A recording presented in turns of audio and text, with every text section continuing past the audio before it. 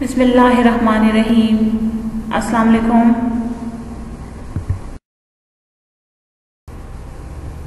آپ کو on line classes میں خوش آمدید کہتے ہیں۔ امید ہے آپ سب خیر خیریت سے ہوں گے۔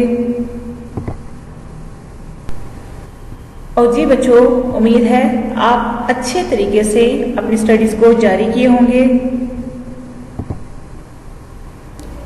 چل کے شروع کرتے ہیں۔ مضمون ہے ہمارے پاس پاکستان سٹڈیز، یعنی مطالعہ پاکستان برائے جماعت نہم۔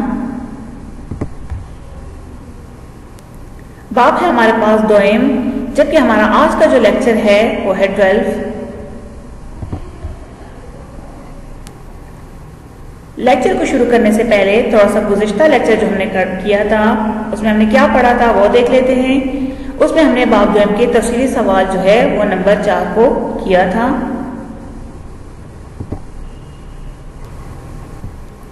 آج کا جو ہمارا ٹاپک ہے یعنی عنوان ہے وہ ہے تقسیم ہندوستان اور پاکستان کا قیام۔ پیج نمبر 31 ہے ہمارے پاس۔ اس میں ہم نے آج پڑھنا ہے ریڈ کلف ایوارڈ، جو کہ تمام تر جو ہے وہ ناانصافی پر مبنی تھی، ٹھیک ہے، وہ ہم نے آج پڑھنا ہے۔ تو اس میں سے تھوڑا سا حوالہ جو ہم سب سے پہلے دیکھیں گے وہ ہے 3 جون 1947 کے منصوبے کا حوالہ، ٹھیک ہے نا، جس کے مطابق کہا گیا تھا کہ 15 اگست کو جو ہے ہندوستانیوں کا جو انتظام ہے وہ ہندوستانیوں یعنی پاکستان اور انڈیا کو جو ہے وہ دے دیا جائے گا اور برطانوی حکومت جو ہے وہ یہاں سے چلی جائے گی، ٹھیک ہے نا۔ اس میں ساتھ میں یہ بھی کہا تھا کہ سندھ اسمبلی کا جو فیصلہ ہوگا وہاں پہ صوبائی اسمبلی کرے گی کہ وہ ہندوستان میں شامل ہونا چاہتا ہے یا پاکستان میں۔ اسی طرح خیبر پختونخوا کا جو مستقبل کا فیصلہ ہے وہاں پہ ریفرینڈم کے ذریعے کیا جائے گا۔ بلوچستان کا فیصلہ شاہی جرگہ اور کوئٹہ میونسپل کمیٹی کے ارکان کریں گے۔ اب 3 جون کے منصوبے کے روح سے جو ہے پنجاب اور بنگال کو جو ہے وہ صوبوں کو تقسیم کرنا تھا، تو اس کے لیے ایک کمیشن جو ہے وہ مقرر کیا گیا، ٹھیک ہے نا، یعنی باؤنڈری کمیشن۔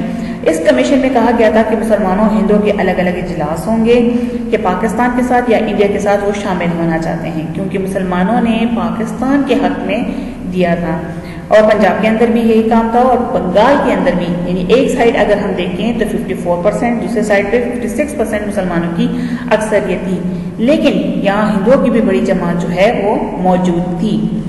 اب باؤنڈری کمیشن کو جو ہے وہ کیا کیا گیا تھا، 3 گروپ میں، اس میں 3 گروپ بنا دیے گئے تھے۔ مغربی پنجاب کا جو ہے گروپ تھا، مشرقی پاکستان کا تھا اور ہندوؤں کے علاقوں کا جو ہے وہ گروپ بنایا گیا تھا، ٹھیک ہے نا۔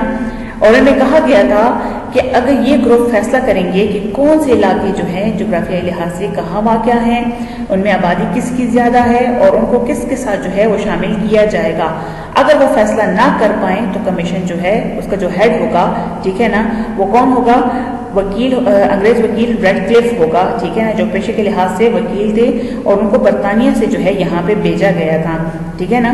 اب وہ جو ہے وہ ان کے ہیڈ ہوں گے، تو وہ جو ہے کوئی بھی اختلاف کی صورت میں آخری فیصلہ جو ہے وہ ریڈ کلف کا ہوگا، یعنی آخری فیصلہ جو ہے وہ ریڈ کلف دیں گے، ٹھیک ہے۔ اب 7 اگست کو جو ہے وہ باؤنڈری کمیشن نے جو ہے وہ اجلاس کی۔ اسی طرح جو ہے 7 اگست کو کیا ہوا کہ جو ڈیویژن تھی وہ فائنل ہو گئی، ٹھیک ہے نا، جو تقسیم تھی وہ فائنل ہو گئی۔ اب 7 اگست کو فائنل ہو گئی، 17 اگست کو جو ہے یعنی 17 اگست کو جو ہے اس ڈیسیجن کو، اس ڈیویژن کو جو ہے وہ لاؤنڈ ماؤنٹ بیٹن نے پڑھ کر سنایا، ٹھیک ہے، یعنی 10 دن کے بعد۔ ان 10 دنوں کے اندر بہت زیادہ گڑبڑ کی گئی، یعنی لاؤنڈ ماؤنٹ بیٹن نے گاندھی اور نہرو کے ساتھ مل کر بہت سے ایسے علاقے جو پاکستان کے حق میں آتے تھے وہ اٹھا کے انڈیا کو دے دیے۔ وہ کون کون سے علاقے تھے، تو ان میں سے جو ہے ہمارے پاس اگر ہم دیکھیں تو پنجاب کے اندر جو ڈسٹرکٹ تھا فیروز پور، وہ مسلم آبادی والا علاقہ تھا، ٹھیک ہے نا، وہ اٹھا کے پورا کا پورا انڈیا کو دے دیا گیا۔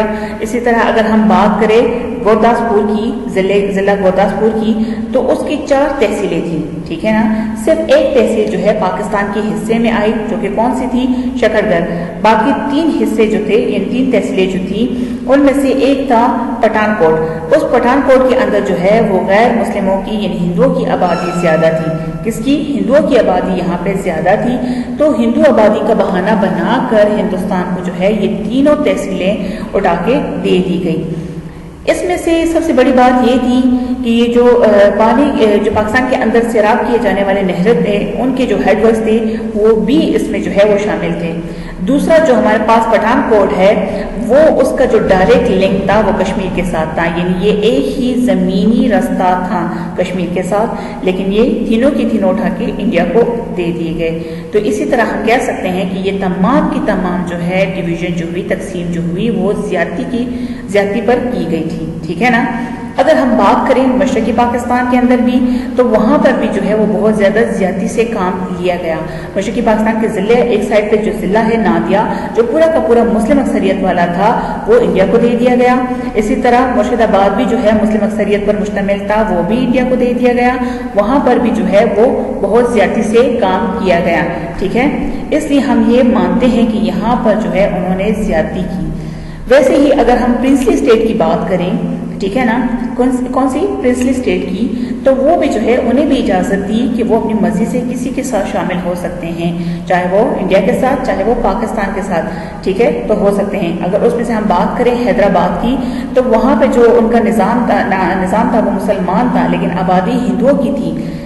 अब इन्होंने क्या किया निज़ाम ने कि इल्हाक उसका कर दिया पाकिस्तान के साथ, लेकिन उसको भी ज़बरदस्ती फौज के जरिए इंडिया को दे दिया गया। इसी तरह जूनागढ़ और मनावड़ की जो रियासतें थी उस पर भी जो है वो ज़बरदस्ती कब्जा किया गया।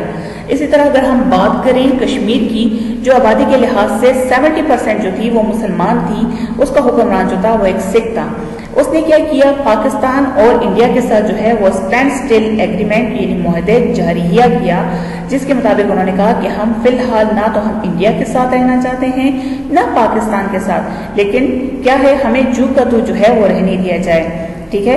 लेकिन जब मुसलमानों ने, क्योंकि वहाँ की तो ज्यादा आबादी जो थी वो मुसलमानों की थी कश्मीर की, तो मुसलमानों ने पाकिस्तान के साथ शामिल होना चाहा, तो हुक्मरान ने क्या किया, क्योंकि वो सिख था, तो उसने इंडिया की फौज से जो है वो मदद मांगी, ठीक है। और उसमें सिर्फ ये हुआ कि 1948 में जब उनके साथ जंग हुई इंडिया के साथ, तो उसमें से कुछ हिस्सा हमने आज़ाद करवा लिया जो आज़ाद कश्मीर के नाम से है, जबकि जो दूसरा हिस्सा है, जो ज्यादा हिस्सा है, वो इंडिया के कब्जे में है, जो मकबूजा कश्मीर के नाम से जाना जाता है। वहाँ लाइन ऑफ कंट्रोल भी बना दी गई, और फिर जो है वो इंडिया जो है यही मसला अक़वाम मुत्तहिदा यानी सलामती कौंसिल में लेके गया, और वहाँ पे जो है सलामती कौंसिल ने पे जंगबंदी करवा दी।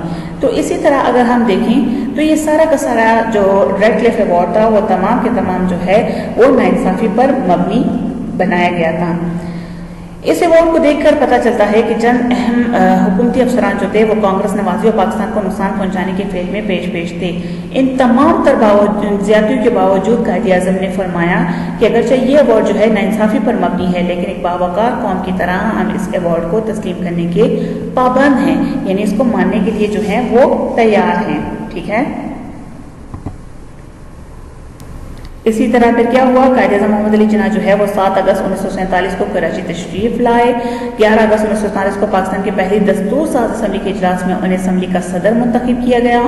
3 दिन बाद जो है लॉर्ड माउंटबेटन ने दस्तूर साज असम्बली से खिताब किया, और यूं 14 अगस्त 1947 को पाकिस्तान का जो क़याम है अमल में लाया गया, और कायदे-ए-आज़म मोहम्मद अली जिन्ना जो है वो पाकिस्तान के पहले गवर्नर जनरल मुकर्रर हुए।